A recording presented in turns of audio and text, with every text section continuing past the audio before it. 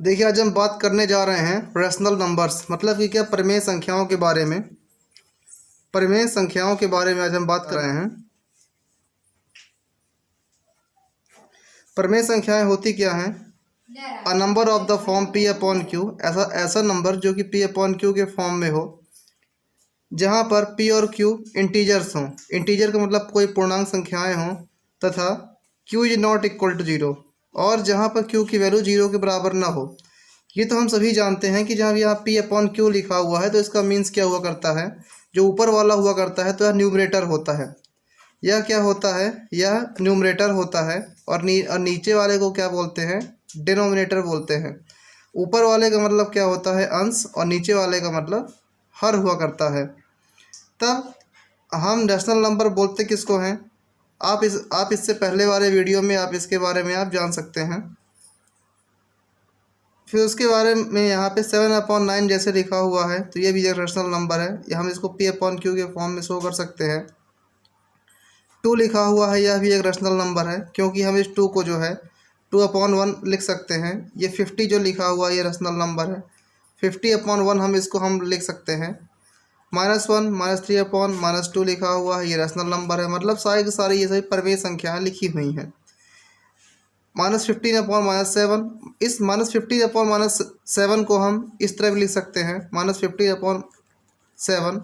ऐसा लिखने में कोई दिक्कत नहीं है, कुछ गलती नहीं है, यहाँ पे सही है। ये 0 भी एक रैशनल नंबर है।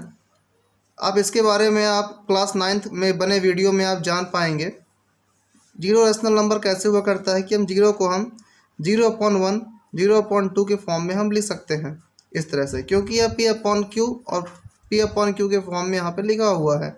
जहाँ पर हमारी क्या कंडीशन है कि जो इसका डेनोमिनेटर है, क्यू का मतलब क्या होता है, जो यहाँ पर डेनोमिनेटर है, डेनोमिनेटर की वैल्यू, जो हर की वैल्यू है, जो वह 0 के इक्वल नहीं होनी चाहिए। अगर वह 0 के इक्वल हो जाएगी, जैसे कि मान लीजिए क्या लिखा हुआ है, 1/0 लिखा हुआ है, इसका मीन्स होता है इन्फिनिटी। इन्फिनिटी मतलब कि है नॉट डिफाइंड है, इसको कि हम डिफाइन नहीं कर सकते हैं। अब बात आती है क्या equivalent fractions, equivalent rational number. Equivalent rational number क्या होते हैं?